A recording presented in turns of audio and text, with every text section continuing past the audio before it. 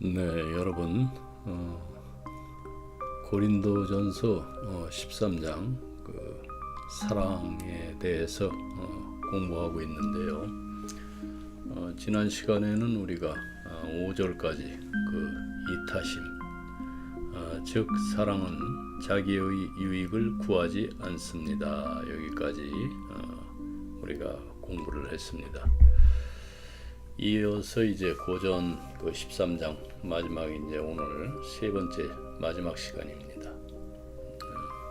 계속해서 다음 구절들을 보도록 하겠는데요. 다시 말씀드리지만 고린도전서 13장은 성경 전체에서 가장 유명한 장 중 하나일 것입니다. 우리는 이 본문을 보면은 결혼식에서 또 큐티에서 때때로 벽에 걸린 캘리그래피 작품에서 자주 보게 됩니다. 캘리그래피가 뭔지는 아시죠? 손으로 쓰거나 디자인한 아름다운 글씨, 그것을 의미합니다. 단순히 글자를 쓰는 것이 아니라 예술적인 요소를 이렇게 가미해서 감성을 전달하는 그런 장르죠. 그래서 흔히 사랑장으로 불리는데요. 그러나 오늘 우리는 이 말씀을 시처럼 감상하는 것이 아니라 거울처럼 바라보기를 원합니다. 우리들의 기질을 통해서 드러나는 사랑의 시험과 변화에 대해서 우리가 살펴보고 있는 것입니다. 본문으로 들어가서 바울은 사랑은 오래 참고 사랑은 온유하며 성내지 아니하며 라고 말합니다. 네, 5절에서 계속되고 있습니다. 이것은 단지 시적인 이상이 아닙니다. 이건 그냥 멋진 말뿐인 게 아니라는 말입니다. 영적인 전쟁입니다. 왜냐하면은 진실은 이렇습니다. 우리의 기질, 즉 우리의 감정과 습관, 또 반응하는 방식, 그리고 성격 패턴이야말로 그리스도께서 내 안에 계신지 아닌지를 가장 정확히 드러내는 지표이기 때문입니다. 우리는 사랑이 진짜라고 믿습니다. 그러나 누군가가 나를 무시할 때, 상처를 줄 때, 내 공로를 알아주지 않을 때 우리는 어떻게 반응합니까? 사도 바울은 사랑을 말로만 하는 게 아니라 삶 속에서 증명해야 한다고 했습니다. 몸소 살아내야 한다고 말씀합니다. 그러기 위해서는 내 안의 아주 깊은 곳, 기질, 감정과 습관, 그리고 영혼 자체가 변화되어야만 합니다. 이것은 단순한 의지적 노력의 문제가 아닙니다. 이것은 예수 그리스도의 영에 의해 내면이 완전히 새로워지는 것입니다. 지난 시간에 이어서 오늘 우리가 직면하는 다음으로 주목할 만한 요소는 바로 좋은 기질입니다. 사랑은 쉽게 성내지 않는다는 말씀처럼 이 부분은 특히 놀랍습니다. 우리는 흔히 나쁜 기질을 별 생각 없이 해롭지 않은 약점 정도로 생각들을 합니다. 단지 타고난 성격의 결함이나 아니면 성장 과정에서 생긴 문제, 또 혹은 가정 환경 탓이라고 여기고 그 사람의 인격을 판단할 때 그다지 큰 문제가 되지 않는다고 여깁니다. 하지만 성경이 말하는 그 사랑의 본질을 깊이 들여다보면 이 기질의 문제가 결코 가볍지 않다는 것을 알게 됩니다. 사실 성경은 나쁜 기질을 인간 본성을 파괴하는 가장 위험한 요소 중 하나로 지적하고 반복해서 경고합니다. 악한 기질의 특징은 그것이 종종 도덕적으로 훌륭한 사람 안에 남아있는 유일한 약점이라는 점입니다. 비록 고귀한 인격을 지닌 사람에게도 이 기질 하나가 오점처럼 남아있는 경우가 많습니다. 어떤 남성은 거의 완벽해 보이지만 쉽게 흥분하고 화를 잘 내는 성격이 발목을 잡습니다. 어떤 여성은 모든 면에서 뛰어나지만 과도하게 민감한 기질 때문에 진정한 인격의 성숙을 이루지 못합니다. 이처럼 악한 기질과 높은 도덕성이 동시에 존재할 수 있다는 사실은 우리가 윤리적으로 매우 안타깝고도 이상한 현상입니다. 현실이고요. 사실 죄에는 크게 두 가지 유형이 있습니다. 육체의 죄와 기질의 죄인데요. 예를 들어서 탕자의 비유 있죠. 네. 탕자는 육체의 죄를 상징하고 그의 형은 기질의 죄를 대표합니다. 누가복음 15장 11절에서 32절까지 여러분 꼭 읽어보세요. 다시 한번 차근차근하게. 요즘 사회는 두 종류의 죄 중 뭐가 더 나쁜지에 대해서 거의 생각하거나 또 의심도 하지 않습니다. 아무런 이견 없이 마치 탕자 쪽에 더 큰 비난이 쏟아집니다. 그런데 과연 우리가 그렇게 판단할 자격이 있을까요? 사실 우리는 서로의 죄를 공정하게 재볼 만한 그런 저울 같은 것도 없고 그저 말로 이게 더 나빠, 저건 좀 덜해, 이렇게 할 뿐입니다. 하지만 생각해보면 고상해 보이는 사람의 기질적 결함이 오히려 더 천박해 보이는 사람의 결함보다 더 심각할 수도 있습니다. 그리고 사랑이신 하나님 보시기에는 사랑에 어긋나는 죄가 100배는 더 악하게 보일 수도 있습니다. 사실은 말입니다.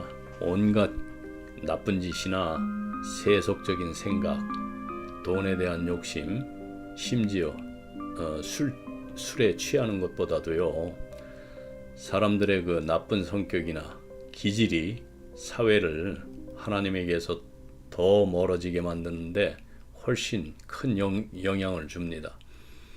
왜냐하면 그런 기질은 사람을 불행하게 만들고 결국에는 삶 자체를 무너뜨리기 때문입니다. 이건 지역사회를 무너뜨리고 소중한 관계를 망가뜨리고 또 가정을 엉망으로 만들고 사람들을 지치게 하고 어린 시절의 순수함까지 빼앗아 버리는 그런 경우입니다. 한마디로 쓸데없는 고통을 만들어내는 힘으로는 따라올 게 없다는 말입니다. 그래서 우리가 돌아온 탕자의 비유를 보고 돌아온 탕자의 형을 한번 보세요. 그는 도덕적이고 성실하고 인내심도 있고 또 책임감도 강한 사람이었습니다. 그의 그런 미덕들은 다 인정해야 마땅하죠, 우리가. 그런데 문제는요, 이 남자가 지금 아버지 집 문 앞에서 삐죽거리며 서 있다는 것입니다. 성경에는 이렇게 쓰여 있습니다. 그는 화가 나서 집 안으로 들어가려 하지 않았다. 그의 그런 태도가 아버지, 하인들 그리고 손님들 분위기에 얼마나 찬물을 끼얹었을까요? 그리고 막 돌아온 탕자에게도 어떤 영향을 주었을까요? 여러분, 우리가 한번 생각해 봐야 할 게 있습니다. 하나님 나라 안에 있다고 말하는 사람들의 그 삐딱한 태도 때문에 얼마나 예를 들자면은 뭐 성경을 조금 안다고 뭐 새신자 그 질문하는 걸 뭐 비웃고 또 무시하는 사람들이 있습니다. 교회 안에서. 또 뭐 기도하는 방식이 좀 다르다고 뭐 아니면은 넌 신앙이 부족하다면서 정죄하는 경우도 많고요. 또 때로는 옷차림이나 뭐 과거 때문에 저 사람은 그 하나님 믿을 사람이 아니다라고 판단하는 사람도 많죠.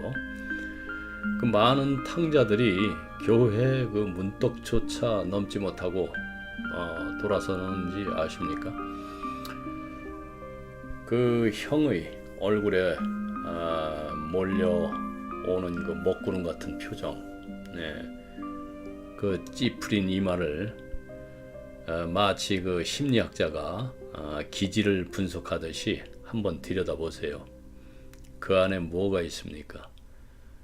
바로 그 사랑 없는 마음, 은혜를 이해하지 못하는 마음, 그 마음이 도사리고 있지 않습니까? 그 형의 마음 도대체 뭘로 가득 차 있었을까요? 생각해 보신 적이 있나요? 질투, 분노, 교만, 불친절함, 그리고 냉랭함, 그러니까 차가움, 그리고 자기의, 그리고 예민함, 그리고 고집스러움, 또 삐치는 태도, 뭐 이런 것들이 바로 그 어두운 그 사랑 없는 마음을 이루는 재료들입니다. 그리고 이런 감정들은 형태만 조금씩 다를 뿐 모든 나쁜 기질의 공통된 특징입니다. 한번 생각해 보세요. 이런 기질의 죄들이 때로는 육체의 죄보다 훨씬 더 무섭게 작용을 해서 함께 사는 사람들을 더 힘들게 만들고 삶을 더 불행하게 만든다는 것입니다. 예수께서 말씀하셨죠. 내가 너희에게 이르노니 세리와 창녀들이 너희보다 먼저 하나님 나라에 들어가리라. 이 말씀 자체가 우리에게 명확하게 답을 주신 것입니다. 이런 기질을 가진 사람은 천국에 들어갈 수 없습니다. 단연코. 왜냐하면은 그런 마음을 가진 사람이 천국에 들어가면 천국이 더 이상 천국이 될 수 없기 때문입니다.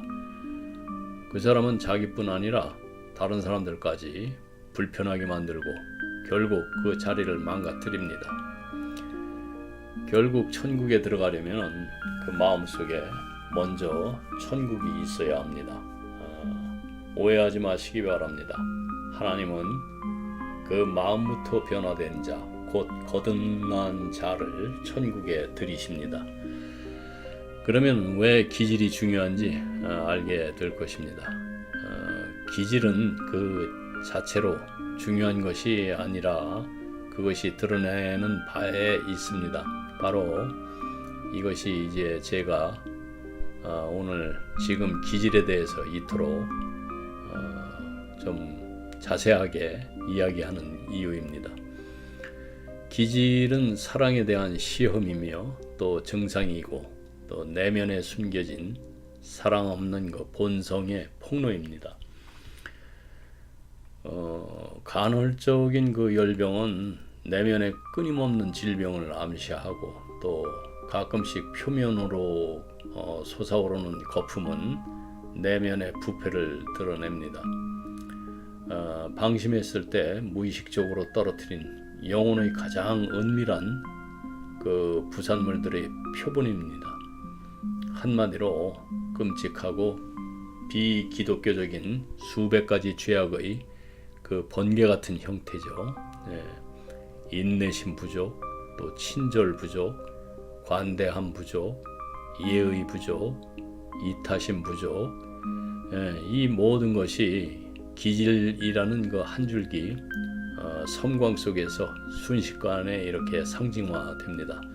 즉, 이 모든 부정적인 내면 상태를 대표하는 단어가 악한 기질입니다. 여러분들의 기질은 어떻습니까? 오늘 각자가 자신들의 기질을 한번 자세히 들여다보세요. 그러므로 분노를 다스리는 것만으로는 충분하지가 않습니다.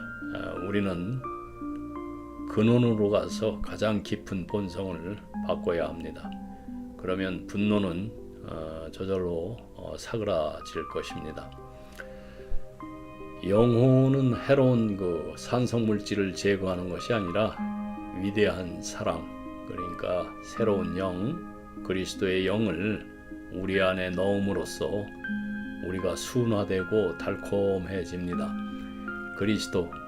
그리스도의 영이신 그리스도께서는 우리의 영혼에 스며들어서 모든 것을 달콤하게 하고 또 정화하고 변화시키십니다. 이것만이 잘못된 것을 뿌리 뽑고 화학적 변화를 일으키고 새롭게 하고 재생시키고 속사람을 회복시킬 수 있습니다. 인간의 의지력은 인간을 변화시키지 못합니다. 시간도 인간을 변화시키지 못합니다. 그리스도께서는 그렇게 하십니다. 그러므로 그리스도 예수의 마음을 너희 안에도 품으라. 빌립보서 2장 5절의 말씀이죠. 예수님의 마음이라는 것은 겸손과 희생, 그러니까 순종을 의미합니다. 사도 바울이 그 이어지는 구절에서 예수님께서 하나님의 본체이지만 스스로를 낮추어 종의 형체를 가지셨고 또 십자가에서 죽기까지 순종하셨다고 이렇게 설명을 합니다. 즉, 자신을 비우고 남을 섬기는 삶이 예수님의 마음이라는 것이죠. 이 말씀은 오늘날 우리에게 자신을 낮추고 또 사랑으로 섬기며 하나님께 순종하는 삶을 살아가라는 의미로 받아들여집니다. 우리 중에는 그 시간이 많이 남아있지 않은 사람들이 있습니다. 다시 말하지만 이 점이 정말 중요하다는 걸 꼭 기억하십시오. 여러분, 이것은 생사의 갈림길입니다. 저는 저 자신을 위해서 그리고 여러분 자신을 위해 긴급하게 말씀드리지 않을 수가 없는 것입니다. 누구든지 나를 믿는 이 작은 이들 중 하나라도 실족하게 하면은 차라리 연자 맷돌이 그 목에 달려 바다 깊은 데 빠지는 것이 나으리라. 그 마가복음 9장 42절에서 예수님께서 말씀하시죠. 다시 말해서 사랑하지 않는 것보다는 살지 않는 것이 낫다는 것이 우리 주 예수님의 의도적인 판단입니다. 사랑하지 않는 것보다는 살지 않는 것이 낫습니다.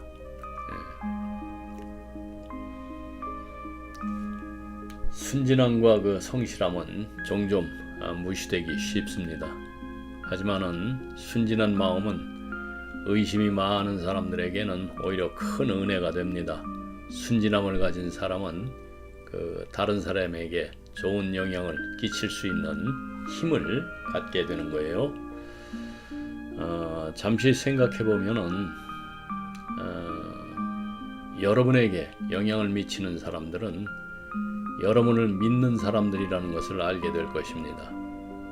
의심의 분위기 속에서는 사람들이 쪼그라들지만 그 믿는 분위기 속에서는 사람들은 성장하고 또 격려와 교육적인 교제를 찾습니다. 이 험난하고 이 자비롭지 못한 세상에도 악을 생각하지 않는 그 드문 영혼들이 여기저기 남아있다는 것은 참 반갑고 놀라운 일입니다. 이것이 바로 위대한 그 탈세속주의라고 말하고 싶습니다. 사랑은 악을 생각하지 않고 동기를 부여하지 않으며 긍정적인 면을 보고 모든 행동에 최선의 해석을 내립니다.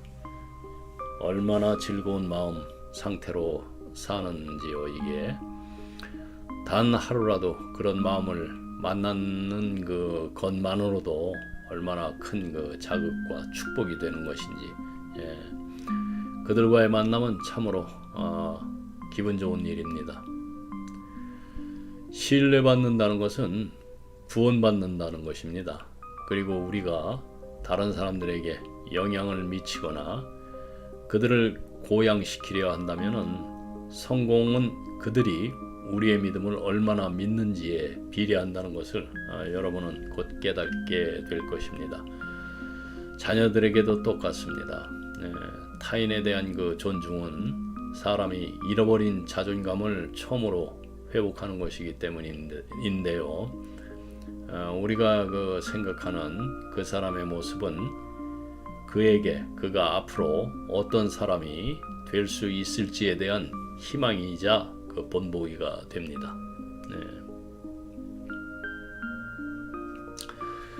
사랑은 불의를 기뻐하지 아니하고 진리를 기뻐합니다. 저는 그 성경에서 진리를 기뻐한다로 그 번역된 그 단어에서 이 진리를 따왔습니다. 이 말씀은 그 고린도전서 13장 6절에 나오는 그 사랑은 불의를 기뻐하지 아니하고 진리를 기뻐합니다라는 구절인데요. 여기서 진리를 기뻐한다는 말은 단순히 진실을 좋아한다는 뜻을 넘어서 그 깊은 영적 의미를 담고 있습니다. 진리를 기뻐한다는 게 여러분 뭘 의미합니까? 진리가 뭔가요? truth. 성경에서 진리는 하나님께서 그 계시하신 절대적이고 세월이 가고 세대가 변하고 세상이 망해도 변치 않는 말씀과 뜻을 말합니다. 이것은 거짓과 그 불의를 대조하는 개념으로 그 하나님과의 이제 관계를, 올바른 관계를 나타내는데요. 그 사랑이 진리를 기뻐한다는 것, 그러니까 사랑은 옳고 그름을 분별하고 또 불의한 것, 즉 거짓과 죄에 대해서 기뻐하지 않습니다. 반면에 사랑은 진리, 즉 하나님의 말씀과 뜻이 드러나는 것에 진심으로 기뻐하고 그것을 옹호하며 지지합니다. 그래서 우리가 실생활에서의 그 적용점을 본다면은 사랑하는 사람은 단순히 좋은 감정을 넘어서 진실과 그 정의가 세워지는 것을 기뻐합니다. 그 과정에서 때로는 그 불편하거나 어려운 진실도 받아들이고 그것을 통해서 성장하고 변화하려는 마음을 갖게 됩니다. 그래서 결론은 이제 사랑은 거짓이나 불의를 좋아하지 않고 하나님이 주신 그 진실과 바른 길이 드러나는 것을 진심으로 이제 기뻐한다는 그런 뜻이죠. 그래서 만약 이 번역이 이제 맞다면은 이보다도 더 올바른 표현은 없습니다.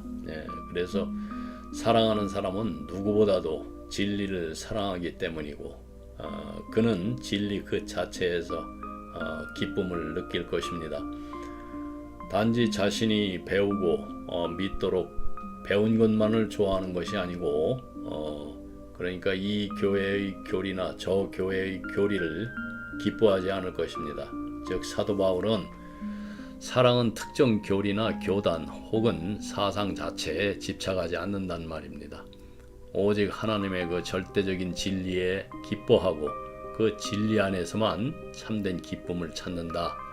이렇게 말하고 있는 겁니다. 이 사상이나 저 사상을 기뻐하지 않을 것입니다. 오직 진리 안에서 기뻐할 것이고 오직 현실적인 것만을 아마 받아들이게 될 것입니다. 사랑을 아는 사람은. 그리고 그는 사실을 밝히려고 또 노력할 것이고 또 그는 겸손하고 편견 없는 마음으로 진리를 추구할 것이고 또 발견한 것은 무엇이든 어떤 희생을 치르더라도 소중히 여길 것입니다.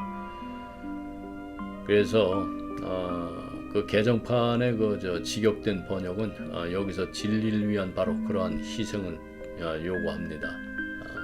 사도 바울이 진정으로 의미하는 것은 우리가 거기에서 읽었듯이 불의를 기뻐하지 아니하고 진리와 함께 기뻐한다는 것입니다. 이것은 아마도 어떤 영어 단어도, 특히 그 진실이라는 단어도 적절하게 정의하지 못할 특성일 것 같습니다. 여기에는 아마도 이제 더 엄격하게는 다른 사람의 그 결점을 이용하지 않는 그 자제력이 또 포함될 것입니다. 다른 사람의 그 약점을 폭로하는 것을 기뻐하지 않고 모든 것을 덮어주는 그 자선, 그러니까 사물을 있는 그대로 보려고 노력하고 또 의심을 두려워하거나 중상을 비난하는 것보다도 사물이 더 낫다는 것을 알게 되어서 기뻐하는 것, 진심 어린 목적이죠. 그래서 사랑에 대한 분석은 이제 여기까지인데요. 이제 우리 삶의 목적은 이런 것들을 우리의 성격에 맞추는 것입니다. 그래서 이 세상에서 우리가 해야 할 최고의 일은 사랑을 배우는 것인데요. 인생은 사랑을 배울 기회로 가득 차 있지 않습니까? 모든 남녀는 매일 그 수천 번의 기회를 갖게 됩니다. 그래서 세상은 놀이터가 아닙니다. 그래서 너무 즐거움만 찾지 마세요. 여기는 교실입니다. 인생은 휴일이 아니라 교육입니다. 그래서 노세 젊은 옷에 쾌락만을 찾아다니면 잘못된 삶이 되는 거죠. 그리고 우리 모두에게 유일한 영원한 교훈은 우리가 어떻게 더 잘 사랑할 수 있는가 하는 그것입니다. 사람을 그 훌륭한 축구 선수로 만드는 것은 무엇일까요? 연습이죠. 네. 사람을 그 훌륭한 예술가, 또 훌륭한 아니면 조각가, 아니면 음악가로 만드는 것은 무엇일까요? 그것도 연습입니다. 사람을 그 훌륭한 언어학자, 아니면 훌륭한 속기사, 아니면 이렇게 만드는 것은 또 무엇입니까? 그것도 연습입니다. 사람을 훌륭한 사람으로 만드는 것은 무엇일까요? 결과적으로 연습입니다. 그 외에는 없습니다. 기독교에는 그 변덕스러운 것이 없습니다. 우리는 그 몸과 마음을 얻는 것과 그 다른 방식, 그러니까 다른 법칙으로 영혼을 얻지 않습니다. 팔을 운동하지 않으면은 이 이두근이 발달하지 않고, 또 영혼을 운동하지 않으면은 영혼의 근육도 생기지 않습니다. 강인한 인격도, 도덕적 근력도, 영적 성장에 아름다움도 얻지 못합니다.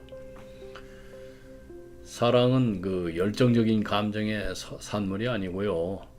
그것은 그리스도인의 모든, 그러니까 면모, 즉 그러니까 그리스도를 닮은 본성이 가장 충만하게 발전된 모습의 그 풍부하고 강인하면서 또 남성적이고 활기찬 표현입니다. 그리고 이 위대한 그 인격의 그 구성 요소들을 그것들은 끊임없는 연습을 통해서만 구축될 수가 있습니다. 그래서 그리스도께서 그 목수로서 일터에서 무엇을 하셨을까요? 여러분이 상상해 보셨나요? 바로 실천하는 것이었습니다. 비록 완전하셨지만은 그분은 순종을 배우셨고 또 지혜가 자라가면서 하나님과 사람에게 더욱 사랑스러워지셨다고 우리는 성경에서 읽습니다. 그러므로 여러분의 삶의 운명에 대해서 불평하지 마십시오.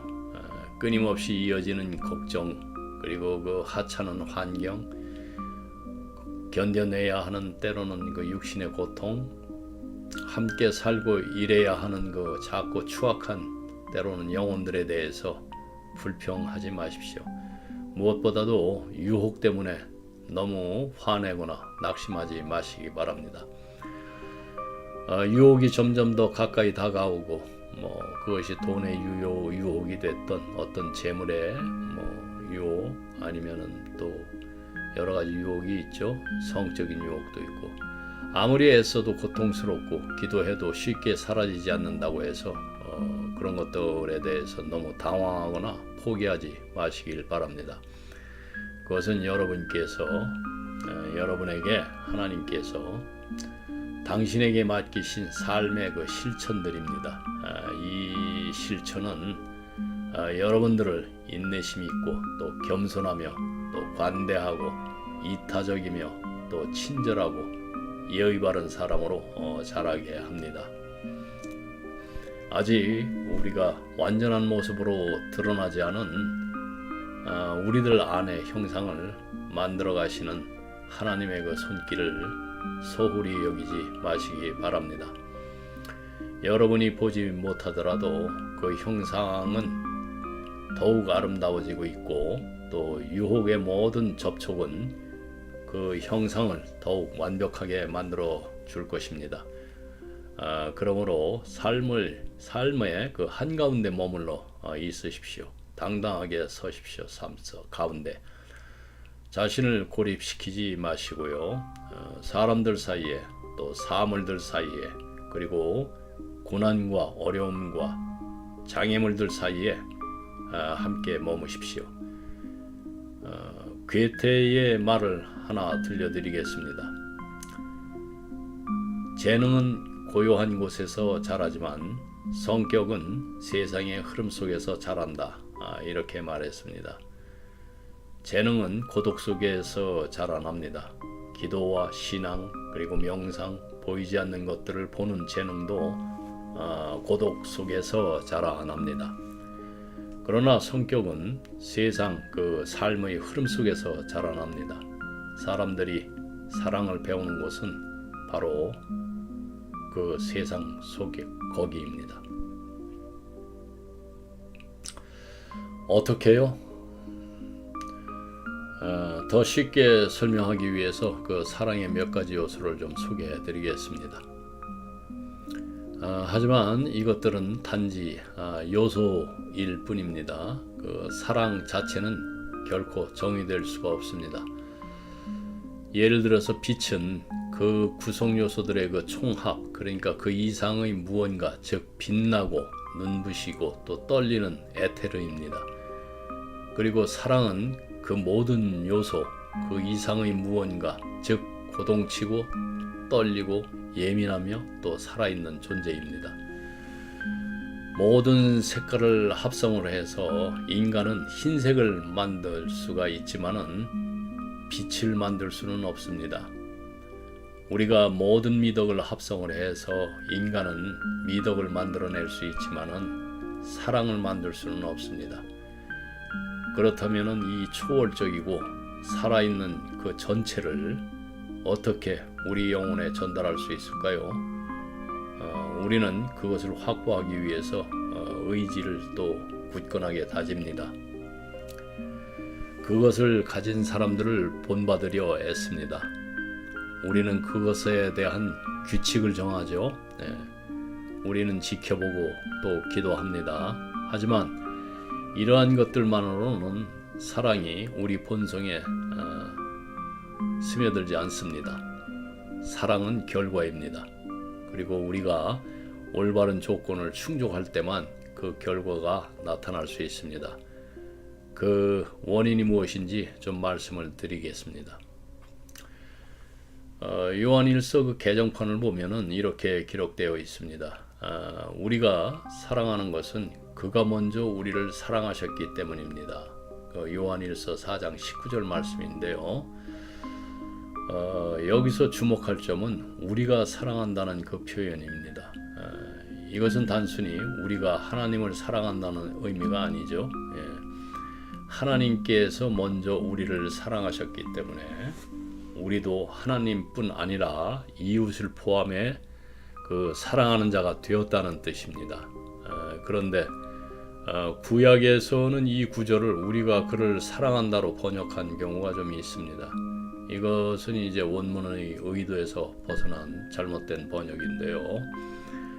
핵심은 이제 때문에 because라는 단어 때문입니다. 그래서 우리가 사랑할 수 있는 이유, 사랑하게 된 근원은 전적으로 하나님이 먼저 우리를 사랑하셨기 때문이라는 것입니다. 제가 이 점을 강조하는 이유도 바로 여기에 있습니다. 예수께서 평생 동안 그리고 그 갈보리 십자가 위에서 자신을 내어놓으신 그 위대한 희생을 바라보십시오. 그리고 그분을 사랑해야 합니다.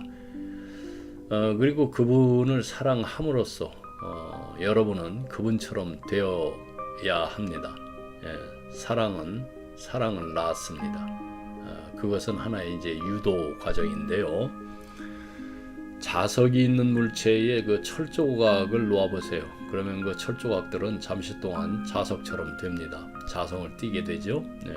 그래서 원래 자석이 있는 물체는 그 자체로 자성을 띠게 되고 그 두 조각을 나란히 놓으면은 둘 다 자석과 같이 됩니다. 그래서 예수께서 먼저 우리를 사랑하셨으므로라는 말씀은 우리가 그분을 사랑하고 모든 사람을 사랑하게 되는 결과를 가져옵니다. 우리는 어쩔 수가 없습니다. 그분께서 우리를 사랑하셨으므로 우리도 모든 사람을 사랑하고 모든 사람을 사랑하여야 합니다. 우리의 마음은 이제 서서히 변화가 됩니다. 그리스도의 사랑을 묵상하시기 바랍니다. 그러면은 사랑하게 될 것입니다. 그 거울 앞에 서서 그리스도의 성품을 비춰보십시오. 그러면 당신도 부드러움으로 같은 모습으로 이렇게 변화될 것입니다. 다른 길은 없습니다. 교회에서 그 사랑을 단순히 그 말로만 강조하고 그 깊은 의미를 충분히 이렇게 설명하거나 탐구하지 않을 때에 성도들은 그 가르침을 진정으로 이해하고 실천하기보다는 그냥 말만 배우죠. 형식적으로 반복하는데 그칠 위험이 많이 있습니다. 사실 현실이 그렇고요. 사랑은 그 단순한 구호가 아니라 삶 속에서 행동으로 증명될 때에 그 의미가 더욱 빛을 발합니다. 아시겠죠? 질서를 사랑할 수는 없습니다. 오직 그 사랑스러운 대상을 바라보고 그 대상과 사랑에 빠지고 그 대상과 닮아갈 수 있을 뿐입니다. 그렇게 해서 이제 이 완벽한 성품, 이 완벽한 삶을 바라보시기 바랍니다. 예수님을 바라보라는 얘기예요. 그리스도를. 우리를 사랑하시고 우리를 위해서 자신을 내어주신 그분 곁에 머물러 계십시오. 생각 속에서 떠나지 말라는 말입니다. 그러면은 여러분도 권능의 중심, 그 영원한 매력의 중심이 될 것입니다. 그분처럼 여러분도 모든 사람을 여러분에게 이끌 것이고 또 그분처럼 당신도 모든 사람에게 이끌릴 것입니다. 이것이 바로 사랑의 그 필연적인 결과입니다. 그 목적을 이루는 사람은 누구나 그 결과를 얻어야 합니다. 기독교가 우연이나 신비 또는 변덕에 의해서 우리에게 온다는 생각은 버리십시오. 기독교는 그 자연법이나 초자연적 법칙에 의해서 우리에게 옵니다. 모든 법칙은 신성하기 때문인데요. 그 에드워드 어빙이라는 그 시인이 있습니다. 그 사람은 죽어가는 소년을 보러 갔다가 방에 들어서자 맞아 그 고통받던 소년의 머리에 손을 얹고 내 아들아 하나님이 너를 사랑하신다라고 말하고 떠났습니다. 이분은 이제 그 목사님이셨고요. 그러자 소년은 침대에서 벌떡 일어나 집안 사람들에게 외쳤습니다. 하나님은 나를 사랑하신다.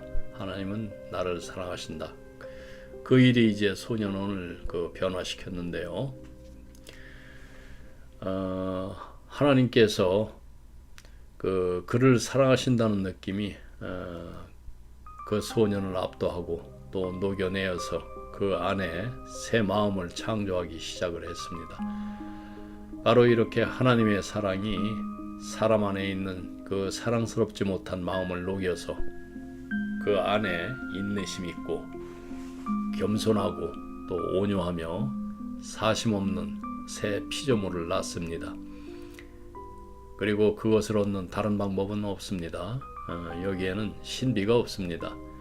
우리는 다른 사람을 사랑하고 모든 사람을 사랑하고 원수를 사랑합니다. 그분께서 먼저 우리를 사랑하셨기 때문이죠.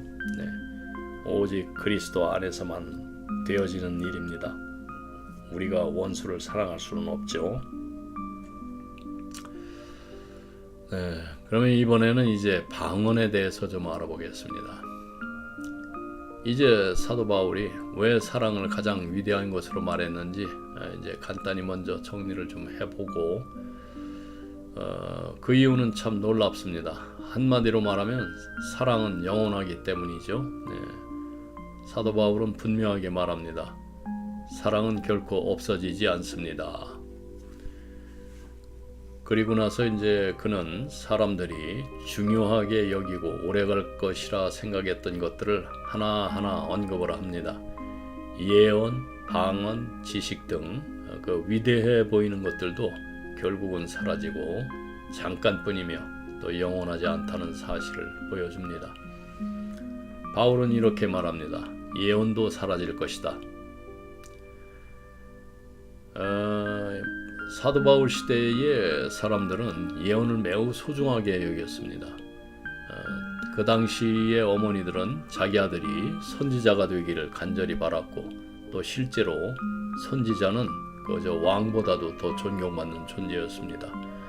하나님께서 오랜 시간 동안 침묵하셨기 때문에 사람들은 선지자를 통해 하나님의 음성을 듣기를 애타게 기다렸습니다. 그래서 선지자가 나타나면 마치 하나님의 말씀이라도 되는 듯 그 입술에 매달렸습니다. 그러나 사도 바울은 말합니다. 예언도 결국은 없어질 것이다. 성경에는 수많은 예언들이 기록되어 있습니다. 하지만 그 예언들은 하나하나 모두 성취되었고 그 사명을 마쳤기 때문에 이제 더 이상 남아있지 않습니다. 지금 이 시대에 우리가 해야 할 일은 하나님의 말씀을 통해서 우리의 믿음을 자라게 하고 그 경건한 삶을 살아가는 것뿐입니다. 사도 바울은 방언에 대해서 이야기합니다. 방언도 매우 갈망되는 것이었는데요. 방언이 있더라도 그칠 것이다. 우리 모두 알다시피 이 세상에 방언이 알려진 지 아주 오랜 세월이 흘렀습니다. 그런데 그 방언은 이미 그쳤습니다. 여러분, 바울은 그 예언도 방언도 지식도 사라진다고 분명하게 말했습니다. 한때 중요한 것처럼 보였던 것들도 시간이 지나면 다 사라질 수 있다는 말이죠. 정말 그렇습니다. 아무리 중요했던 언어도 그 시간이 지나면 사라집니다. 한때 세계를 지배했던 그 그리스어, 헬라어와 그 라틴어도 지금은 거의 쓰이지 않죠. 지금 우리가 쓰는 영어도 앞으로 50년 후에는 지금처럼 이해되지 않을 수도 있습니다. 우린 모릅니다. 예를 들어서 우리 조상님들이 널리 사용하던 한자, 이제 점점 잊혀지고 있죠. 그 옛 문서를 읽으려 해도 이제는 해석이 필요한 시대가 되었습니다. 또 예전에는 흔하게 쓰던 순우리말 중에도 지금 세대는 전혀 모르는 단어들이 많습니다. 그리고 심지어 그 경상도 사투리 또 전라도 사투리도 점점 표준어로 이렇게 흡수되면서 이제 젊은 세대들은 예전처럼 그렇게 생생하게 쓰지 못합니다. 이처럼 언어도 지식도 문화도 시간이 지나면 사라집니다. 하지만 바울은 말합니다. 사랑은 결코 사라지지 않는다. 세상의 어떤 것도 영원하지 않지만 하나님의 사랑 그리고 우리가 행하는 사랑만은 영원히 남습니다. 그래서 사도 바울은 사랑을 가장 위대한 것으로 선언한 것입니다. 바울은 더 나아가서 더욱 담대하게 이렇게 덧붙입니다. 지식이 있어도 없어질 것이다. 옛사람들의 지혜는 어디 있는가? 완전히 사라졌습니다.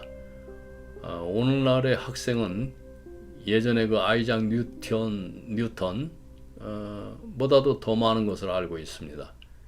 그의 지식은 사라졌습니다. 어제 신문을 이제 불 속에 집어 넣었습니다.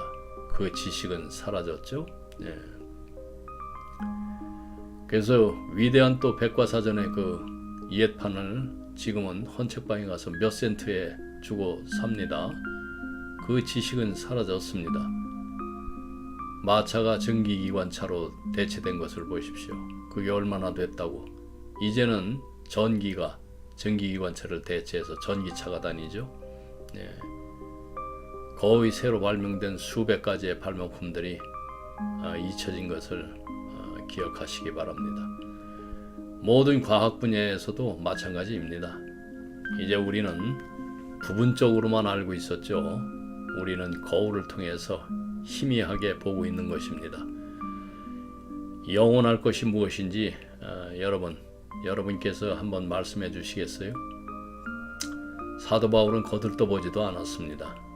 돈, 재산, 명예는 언급하지 않았지만은 그 당시의 위대한 것들, 그러니까 최고의 사람들이 가치 있다고 생각하는 것들을 골라내서 단호하게 무시했습니다. 바울은 이런 것들 자체에 대해서 비난하지는 않았습니다. 그가 말한 것은 그것들이 영원하지 않을 것이라는 것이었죠. 그것들은 뭐 좋은 것들이었지만은 최고의 것들은 아니었죠. 그것을 초월하는 것들이 있었습니다. 우리의 존재는 단순히 우리가 하는 일이나 우리가 소유한 것보다 더 깊은 의미를 지닙니다. 그래서 사람들이 죄라고 쉽게 비난하는 많은 것들은 실제로 죄라기보다는 단지 일시적인 것들일 뿐입니다. 죄마저도요. 그래서 신약 성경은 이러한 점들을 자주 강조하고 또 우리가 무엇을 하느냐보다도 더 중요한 것은 우리가 누구인가 하는 점을 말해 줍니다. 우리 존재가 누구인가. 그래서 그 요한은 세상에 대해서 세상이 잘못되었다고 말하지 않고 단지 지나간다고 말합니다. 그래서 세상에는 즐겁고 아름다운 것들이 많이 있습니다. 위대하고 매혹적인 것들도 많이 있죠. 하지만 그것들은 영원하지 않을 것입니다. 세상에 있는 모든 것, 그 안목의 정욕, 또 육신의 정욕, 또 이생의 자랑은 모두 잠깐뿐일 뿐입니다. 그러므로 세상을 사랑하지 마십시오. 세상에 있는 어떤 것도 불멸의 영혼의 삶과 헌신만큼 가치 있는 것은 없습니다. 불멸의 영혼은 불멸하는 무언가에게 자신을 바쳐야 합니다. 그리고 불멸하는 유일한 것들은 이것입니다. 믿음, 소망, 사랑은 항상 있을 것인데 이 중에 제일은 사랑입니다.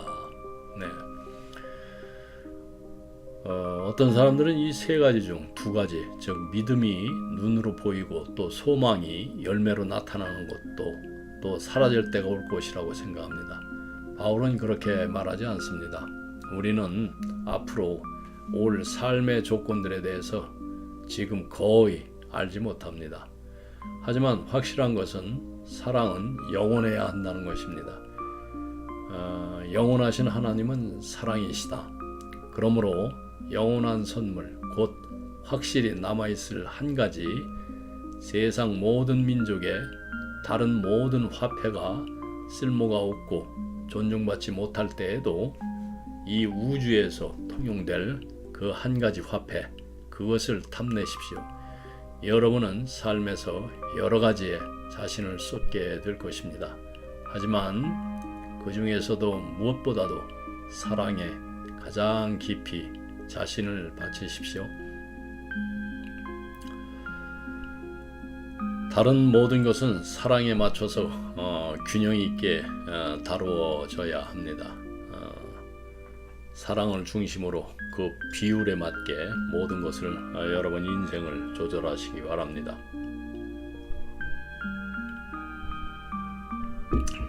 다른 것들은 모두 부분입니다. 적어도 우리 삶의 그 첫 번째 위대한 목표는 이 말씀에서 옹호하는 그 품성, 곧 사랑을 중심으로 세워진 대들보가 된 그 품성, 바로 그리스도의 품성을 이루는 것이 되어야 합니다. 저는 이것이 영원하다고 말했습니다. 사도 바울의 말씀이죠. 그 요한복음의 저자 요한이 사랑과 믿음을 영생과 얼마나 끊임없이 연관시키는지 눈여겨보셨는지 모르겠어요. 제가 영적으로 이제 어렸을 때 하나님이 세상을 이처럼 사랑하사 독생자를 주셨으니 이는 그를 믿는 자마다 영생을 얻게 하려 하심이라는 말씀을 듣지를 못했습니다. 솔직히 말해서 제가 기억하기로는 하나님이 세상을 이처럼 사랑하사 제가 그분을 신뢰하면 평화라는 것을 얻게 되거나 아니면 안식을 얻게 되거나 기쁨을 얻게 되거나 안전을 얻게 된다는 것이었습니다. 하지만 저는 그분을 신뢰하는 자, 즉 그분을 사랑하는 자, 즉 신뢰는 사랑으로 가는 유일한 길이기 때문에 영생을 얻는다는 것을 스스로 알아내야 했습니다. 그래서 복음은 사람에게 생명을 주는 메시지입니다. 그러나 사람들에게 복음을 조금만 혹은 일부분만 주지는 마십시오. 기쁨이나 평안, 안식, 안전 같은 그런 것만 전해서는 안 된다는 말입니다. 예수 그리스도께서 이 땅에 오신 이유는 단지 위로를 주시기 위해서가 아니라 사람들이 지금보다 더 풍성한 삶, 곧 사랑이 넘치고 그로 인해서 자기 구원뿐만 아니라 세상의 회복에도 참여하는 삶을 살게 하시기 위함입니다. 이러한 복음만이 사람의 몸과 마음과 영혼 전체를 변화시키고 인간 본성의 모든 부분에 의미 있는 실천과 열매를 맺게 합니다. 하지만 오늘날의 많은 복음 전파는 사람의 그 일부만 건드리죠. 그들은 생명 대신 평화, 사랑 대신 믿음, 그리고 거듭남 대신 아니면 칭의 이런 것들만을 강조를 합니다. 그리고 사람들은 그런 기독교로부터 다시 이제 물러나죠. 왜냐하면 기독교가 그들을 진정으로 사로잡지 못했기 때문이죠. 그래서 교회를 떠납니다. 그들의 그 본성 자체를 다 다루지 못합니다. 그 삶은 이전보다 더 깊고 기쁜 생명의 흐름을 주지 못했습니다. 오직 더 충만한 사랑만이 세상 속의 사랑과 경쟁할 수 있다는 것은 당연한 이치입니다. 풍부하게 사랑하는 것은 풍부하게 사는 것이고 또 영원히 사랑하는 것은 영원히 사는 것입니다. 따라서 영생은 사랑과 그 불가분의 관계에 있고요. 우리는 내일 살고 싶어하는 것과 같이 그 이유로 영원히 살고 싶어합니다. 내일 살고 싶어하는 이유는 무엇입니까? 당신을 사랑하는 사람이 있고 또 매일 내일 그 사람을 만나고 싶고 또 함께 있고 싶고 또 사랑받고 싶어하기 때문이죠. 우리가 사랑하고 사랑받기 위해서 계속 살아야 하는 다른 이유는 없습니다. 사랑해줄 사람이 없을 때 사람은 자살합니다. 자신을 사랑하고 자신이 사랑하는 친구가 있는 한 그는 살 것입니다. 사는 것은 사랑하는 것이기 때문이죠. 그 개 한 마리의 사랑일지라도 그것은 그를 살아있게 할 것입니다. 하지만 그 사랑을 놓아버리면 그는 삶과 접촉하지 못하고 살아갈 이유가 없어집니다. 즉 삶의 에너지가 고갈된다는 말입니다. 영생은 또한 하나님을 아는 것이며 하나님은 사랑입니다. 이것이 바로 그리스도께서 정의하신 것입니다. 여러분 깊이 오늘 이 말씀을 듣고서 생각해 보십시오. 영생은 곧 유일하신 참 하나님과 그가 보내신 예수 그리스도를 아는 것입니다. 사랑은 영원해야 합니다. 그것이 바로 하나님의 존재이고요. 결국 사랑은 곧 생명입니다. 사랑이 있는 한 사랑은 결코 시들지 않고 생명도 결코 시들지 않습니다. 이것이 바로 사도 바울이 오늘날 살고 있는 우리에게 보여주는 결과입니다. 사랑이 모든 것의 그 본질에서 가장 중요한 것이어야 하는 이유이기도 하고요. 사랑은 영원하기 때문입니다. 모든 것의 본질에서 사랑은 영원한 생명이고 생명은 우리가 지금 살고 있는 것이고 또 죽을 때 얻는 것이 아닙니다. 지금 살아있지 않으면 죽을 때 얻을 수 있는 가능성이 희박할 것입니다. 이 세상에서 사랑도 받지 못한 채 홀로 살다가 늙어가는 것보다 더 나쁜 운명은 없습니다. 길을 잃는다는 것은 거듭나지 못한 상태, 사랑도 받지 못한 채 사는 것입니다. 구원받는다는 것은 사랑하는 것이고요. 사랑 안에 거하는 자는 이미 하나님 안에 거한다고 말하죠. 왜? 하나님은 사랑이시기 때문이죠. 이제 마무리 시간이 되어가는 것 같습니다. 앞으로 여러분 3개월 동안 매주 한 번씩 이 13장 고린도전서 13장을 함께 읽어주시기 바랍니다. 한 남자가 그렇게 했고 그로 인해서 그의 인생이 완전히 바뀌었습니다. 여러분도 그렇게 한번 해보세요. 세상에서 가장 위대한 일을 위해서 이 13장을 읽으세요. 매일 특히 완벽한 인물을 묘사하는 구절들을 읽는 것부터 시작해보세요. 완전하고 그 이상적인 사람, 즉 성경에서 말하는 거룩하고 하나님 닮은 인물을 묘사한 말씀들을 먼저 공부하라는 뜻입니다.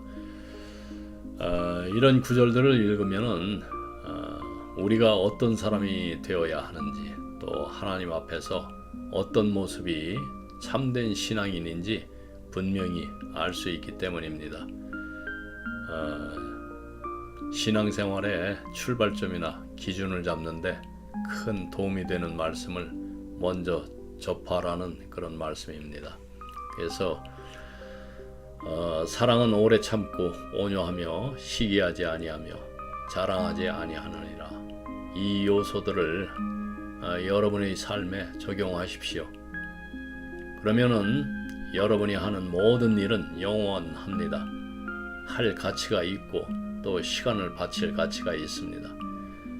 잠자는 동안 성인이 될 수 있는 사람은 없습니다. 필요한 조건을 충족하려면은 어느 정도의 그 기도와 명상 그리고 시간이 필요합니다. 육체적이든 또 정신적이든 어떤 방향으로든 간에 발전하려면은 마음의 준비와 또 관심이 필요하죠. 바로 이 한 가지에 집중하십시오. 어떤 대가를 치르더라도 이 초월적인 품성을 여러분의 품성과 바꾸십시오. 여러분의 삶을 되돌아볼 때 진정으로 살았던 순간들이 바로 사랑의 정신으로 행동했었던 순간들이었음을 알게 될 것입니다. 기억이 과거를 훑어갈 때 삶의 모든 덧없는 즐거움을 넘어서 주변 사람들에게 눈에 띄지 않게 친절을 베풀 수 있었던 그 최고의 시간들이 여러분 눈앞에 펼쳐집니다. 말로 다 할 수 없을 만큼 사소하지만은 여러분의 그 영원한 삶에 들어왔다고 느끼는 것들 말입니다. 그래서 하나님께서 창조하신 아름다운 것들을 많이 경험하고 또 그분께서 인간을 위해서 준비하신 다양한 즐거움도 여러 차례 누리시기 바랍니다. 그러나 돌이켜보면은 하나님의 사랑이 그 작은 사랑의 행위를 통해서 드러난 그 몇 차례의 그 짧은 경험들이 아마도 여러분의 인생 전체보다 더 의미 있게 다가올 것입니다. 이런 사랑의 순간들만이 삶에서 지속적으로 남아있는 것처럼 보일 것입니다. 그 밖의 많은 것들은 일시적이고 또 덧없는 것들로 평가될 수 있습니다. 그리고 또한 모든 다른 그 선한 행위들은 때로는 환상에 불과할 수 있지만은 사랑의 행위들은 본질적으로 사라지지 않는다는 것이 참 중요합니다. 그 마태복음에서 보면은 심판의 날은 그 보좌에 앉아서 그 양과 염소를 나누는 모습으로 우리에게 묘사가 됩니다. 그러므로 사람의 그 시험은 내가 어떻게 믿었는가 이것이 아니라 내가 어떻게 사랑했는가입니다. 그 기독교의 시험, 그러니까 계시의 마지막 시험은 종교성이 아니라 사랑입니다. 반복해서 저는 그 위대한 날에 기독교의 마지막 시험은 종교성이 아니라 사랑이다 이렇게 말씀을 드립니다. 제가 혹은 여러분이 무엇을 했는지, 무엇을 믿었는지, 무엇을 이루었는지가 아니라 삶의 일반적인 자선을 어떻게 실천했는가 그것입니다. 그 끔찍한 그 백보자 심판의 그 기소에서 저지른 죄는 그 성경에 언급조차 되지 않습니다. 우리가 하지 않은 것, 즉 태만의 죄로 우리는 심판받습니다. 다른 길은 있을 수가 없습니다. 사랑을 거부하는 것은 그리스도의 영을 부정하는 것이고 우리가 그분을 전혀 알지 못했고 그분이 우리를 위해서 헛되이 사셨다는 증거가 됩니다. 이것은 그분이 우리의 모든 생각에 아무것도 계시하지 않으셨고 우리의 모든 생각에 아무것도 불어넣지 않으셨다는 것을 의미하는 것입니다. 우리는 예수 그리스도의 그 세상을 향한 자비의 마법에 사로잡힐 만큼 그분과 한 번도 가까이 있지 못했다는 말이 됩니다. 그 말은 다른 말로 우리 현실적인 말로 표현하면은 나는 나 자신을 위해 살았고 나 자신을 위해서 생각했고 나 자신을 위해서 그리고 그 외에는 아무도 위해서가 아니라 마치 예수께서 결코 살지 않으셨던 것처럼 마치 그분께서 결코 죽지 않으셨던 것처럼 말입니다. 그래서 세상의 모든 민족이 인자 앞에 이제 모일 것입니다. 우리는 인류 앞에서 심판을 받을 것이고 그리고 그 자체로 그 광경 자체가 각 사람을 조용히 심판할 것입니다. 우리가 만나서 도왔던 사람들이 거기에 있을 것이고 혹은 우리가 무시하고 멸시했던 불쌍히 여김받지 못한 무리들이 또 거기에 있을 것입니다. 다른 증인을 소환할 필요도 없습니다. 사랑이 없다는 것, 그 외에는 다른 어떤 비난도 선호되지 않을 것입니다. 여러분 속지 마시기 바랍니다. 언젠가 우리 모두가 듣게 될 말은 신학이 아니라 삶에 대한 소리이며 교회와 성인이 아니라 굶주리고 가난한 사람들의 소리이며 신조와 교리가 아니라 거처와 옷에 대한 소리이며 성경과 기도서가 아니라 그리스도의 이름으로 마시는 차가운 물 한 잔의 소리입니다. 오늘날의 그 기독교가 세상의 필요에 점점 더 가까이 다가가고 있다는 사실에서 하나님께 감사를 드립니다. 그 필요를 채우기 위해서 살아가십시오, 여러분. 사람들이 기독교가 무엇인지, 하나님이 누구인지, 그리스도가 누구인지, 어디에 계신지 아주 조금이나마 더 잘 알고 있다는 사실에 하나님께 감사를 드리십시오. 여러분, 그리스도는 누구십니까? 굶주린 자에게 먹을 것을 주시고 헐벗은 자에게 옷을 입히고 병든 자를 돌보신 분입니다. 그렇다면 그리스도는 어디에 있습니까? 어디에 계십니까? 누구든지 내 이름으로 어린아이 하나를 영접하면 나를 영접하는 것이다. 그렇다면 누가 그리스도의 것입니까? 사랑하는 사람은 누구나 하나님에서 난 것입니다. 네, 오늘 여기까지 마치겠습니다. 오늘이 고린도전서 13장의 마지막 시간이었습니다. 네, 다음 시간에는 이제 여러분에게 기도에 관해서 함께 공부를 하겠습니다.